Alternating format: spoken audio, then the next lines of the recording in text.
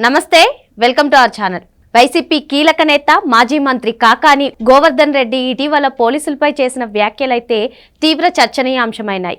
మరి ఇదే అంశంపై ఆయనపై కేసు నమోదు జరిగినట్లు తెలుస్తుంది. దీనిపై పూర్తిగా విశ్లేషించడానికి మనతో పాటుగా ఉన్నారు ప్రముఖ రాజకీయ విశ్లేషకులు మధుసూదన్ రెడ్డి గారు. వారిని అడిగి పూర్తి వివరాలు తెలుసుకుందాం. సార్ నమస్తే. నమస్తే అమ్మ. సార్, ఇటీవల నెల్లూరు జిల్లాలో జరిగిన సంఘటన ఏదైతే ఉందో, వాళ్ళ వైసీపీ నేతలను పరామర్శించడానికి కాకాని గోవర్ధన్ రెడ్డి గారు వెళ్ళి అక్కడ పోలీసులపై అయితే అనుచిత వ్యాఖ్యలు చేయడం జరిగింది. ఎవరైతే టీడీపీ నేతలను ఉద్దేశించి కూడా ఆయన మాట్లాడినట్టు తెలుస్తోంది సార్.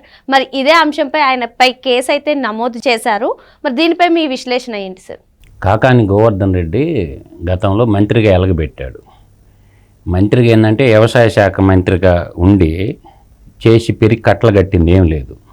కాకపోతే ఏంటంటే నోటి దొల్ల కొంచెం ఎక్కువ. కాబట్టి నిన్న మేము అధికారంలోకి వస్తే పోలీసు వాళ్ళకి బట్టలు ఓడదీసి కొడతాము, అదే వాళ్ళ కథానాయకుడు వాళ్ళ జగన్నాటక సూత్రధారి సప్త సంవత్సరాల అవతల ఉన్న తీసుకొచ్చి బట్టలు ఓడదీసి కొడతామన్నాడు. ఇప్పుడు నీ బట్టలు ఓడదీసి కొట్టకుండా చూసుకోమని చెప్తుంటారు. ఇప్పుడు ఏంది, 4 సెక్షన్ల మీద కేసు నమోదైంది. సెక్షన్ 1 అంటే బిఎన్ఎస్ భారత న్యాయ సంహిత అంటారు, 224 న్యాయ సంహిత. తర్వాత 351 దా సెక్షన్ కింద కూడా కేసు నమోదైంది. తర్వాత 353 1, 2 సబ్సెక్షన్ల కింద కేసు నమోదైంది. ఈ సెక్షన్లో ప్రధానంగా ఏం చెప్తున్నాయి ప్రజలు కూడా తెలుసుకోవాలి. అంటే పోలీసు వాళ్ళని బట్టలోడ తీసి కొడతానంట అన్నప్పుడు ఇమ్మీడియట్లుగా పోలీసు వాళ్ళు అరెస్ట్ చేసిన మీనమేషాలు లెక్కించకుండా అరెస్ట్ చేసేయాలి. ఎవడికి ముద్ద. అందువల్ల నువ్వు బట్టలోడ తీసి కొడుతుంటే చేతులు ముడుకొని చూస్తూ ఉంటుంది ఏంటి గవర్నమెంట్. అంటే ఈ పరుష పదజాలం వాడటం, ఒక రాష్ట్ర మంత్రి మండలిలో పనిచేసిన వ్యక్తి మాట్లాడటం కరెక్ట్ కాదు. అందువల్ల ఏంటంటే ఓడిపోయినటువంటి ప్రెస్టేషన్లో నోటికి పని చెప్తున్నారు. కాబట్టి నీకంత దోల తుత్తర ఉన్నప్పుడు తుత్తర తీర్చేస్తారు. అందువల్ల ఏంటంటే ఆయనకి నోటి దోల బాగా ఎక్కువ అన్నమాట. ఏందో పెద్ద పోటుగాళ్ళలాగా బిల్డప్లు ఇస్తున్నాడు. చింత చచ్చినా పులుపు చావలేదంటారు కదా. అందువల్ల ఏంటంటే సింహపూర్ ప్రజలు నేలకేసి కొట్టారు. నేను 1 by 1 చెప్తాను.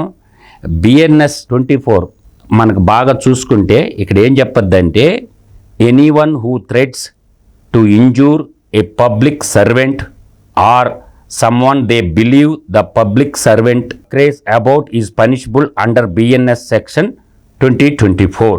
The threat must be made to induce the public servant due to or delay an act related to their public duties అని క్లియర్గా చెప్పేశారనమాట. అంటే ప్రభుత్వ అధికారుల విధులకు ఆటంకం కలిగిస్తే ఈ సెక్షన్ వర్తిస్తుంది. అంటే ఆ సెక్షన్ కింద ఇప్పుడు ప్రభుత్వ అధికారులను బెదిరి పెడితే బెదిరిపోతారా ఏంటి? బెదిరించడం తప్పు. ఏదన్నా ఉంటే చెప్పు, కంప్లైంట్ ఇ. అంతేగాని ఈ విధంగా వాళ్ళని బెదిరించేటటువంటి బెదిరింపులకు పాల్పడ్డాడు. కాబట్టి ఈ సెక్షన్ 24 ఇది వస్తుంది. దీనికి ఏంటంటే పనిష్మెంట్ కూడా ఎలా ఉంటుందంటే అమ్మ, దీనికి 2 సంవత్సరాల జైలు శిక్ష లేదంటే ఫైన్ ఆర్ బోత్. 2 సంవత్సరాల జైలు శిక్ష అయిన వేయచ్చు జడ్జి గారు, పనిష్మెంట్ బోత్, ఈ 2 ఉంటాయి అన్నమాట. తర్వాత ఇంకా బిఎన్ఎస్ 351 ఏం చెప్తుంది ఇది కూడా తెలుసుకోవాలి మనం. భారత న్యాయ సంహిత 351 ఏం చెప్తుందంటే, ఇది it states that threatening someone with harm to their body reputation or property is a criminal intimidation. అంటే దీని అర్థం మనకేం చెప్తుంది, థ్రెటనింగ్ ఇవ్వటం అంటే బెదిరించడం, నిన్ను చంపేస్తాం కొడతాం అని బెదిరించడం కాదు. ఇప్పుడు ఆఫీసర్స్ని ఆ విధంగా బెదిరించింది కదా, అందువల్ల చెప్పి 351 తీసుకున్నారనమాట. తర్వాత it also state that threatening to harm to the reputation of డిక్రీజ్ పర్సన్ ఈజ్ క్రిమినల్ ఇంటిమేషన్. అందువల్ల ఏంటంటే ఈ థ్రెటనింగ్ ఇవ్వడం అనమాట దీని కింద పెట్టారు. దీని కింద పెట్టినప్పుడు ఏమవుద్దంటే ఖచ్చితంగా దీనికి కూడా పనిష్మెంటు 3 సంవత్సరాలు, దీనికి జైలు శిక్ష ఉంది, ఫైన్ ఉంది. అందువల్ల ఏంటంటే ఇది బెయిల్బుల్లా నాన్ బెయిల్బుల్లా అంటే జడ్జి విచక్షణ అధికారం మీద ఆధారపడి ఉంది. జడ్జి గారు కూడా ఇప్పుడు అర్థం చేసుకోవాలి. జడ్జి గారు కూడా ప్రభుత్వ అధికారే కాబట్టి జడ్జి గారు కూడా చూసుకోవాలి, ఇది బెయిల్బుల్లా నాన్ బెయిల్బుల్లా అనేది జడ్జి గారు కూడా డిసైడ్ చేసుకోవాలి. ఇక్కడ బెయిల్బుల్ అఫెన్స్కి వచ్చి offence and under BNS 351 are generally consider bailable. జనరల్గా ఇది బెయిల్బుల్ సెక్షనే. However the specification circumstances of the case on influence bail decisions అంటే ఆ కేసుకున్నటువంటి లోతుపాట్లను బట్టి జడ్జి గారు నిర్ణయం తీసుకుంటారనమాట. అయితే ఇంకొక సెక్షన్ పెట్టారు, సెక్షన్ 353, చాలా కీలకమైనటువంటి సెక్షన్ అనమాట. ఈ సెక్షన్ ఏంటంటే మనకేం చెప్తుంది, statement that incitive violence, spread false information or cause fear of alarm, statement that cause mutiny or disregard of duty by member of the Indian military అన్నారనమాట. అంటే ఒక రకంగా ఏంటంటే మిలిటరీ వాళ్ళ డ్యూటీస్కి వ్యతిరేకంగా దేశానికి అంతర్గత రక్షకులు ఎవరు, పోలీసు వాళ్ళు. శాంతి భద్రతలు అంతర్గతంగా కాపాడాల్సింది పోలీస్ డిపార్ట్మెంట్ కాబట్టి దేశ సరిహద్దుల్లో కాపలాగాసే మిలిటరీ వాళ్ళకి వర్తించేటటువంటి సెక్షను ఇది వర్తిస్తుంది అన్నమాట. దీంట్లో ఇంకొకటి ఉంది, ఈ స్టేట్మెంట్లో కూడా బాగా తీసుకుంటే incite of class of community or offences against another class of community అన్నారు. దీంట్లో మేజర్గా చెప్పుకోవాల్సింది ఏంటంటే ఒకటి ఉంది, statement that create or spread హేటెడ్ enmity or hostility between religious, రెండు మతాల మధ్య.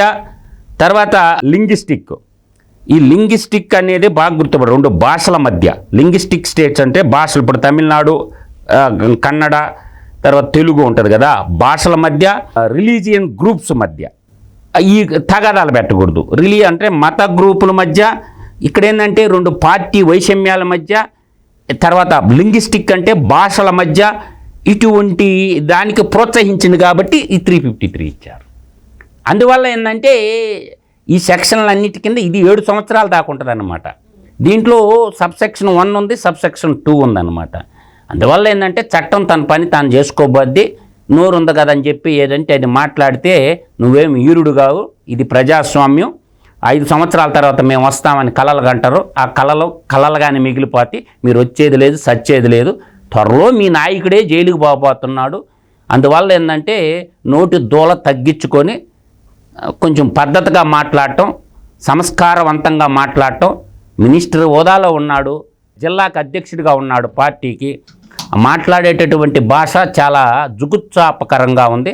కాబట్టి పోలీసు వాళ్ళకే బట్టలోడు తీసి కొడతానంటే వాడు బట్టలోడు తీసి అంకుశం సినిమాలో కొడతాడు కదా రాజశేఖర్ రామిరెడ్డిని, అట్ట కొడితే రెండో వాడు మాట్లాడకుండా ఉంటాడు. అంకుశం సినిమా చూపించండి, కావు కావుమని కాకాని అరిస్తేనంత మాట అరుపులకు భయపడేటాడు ఎవడూ లేడు.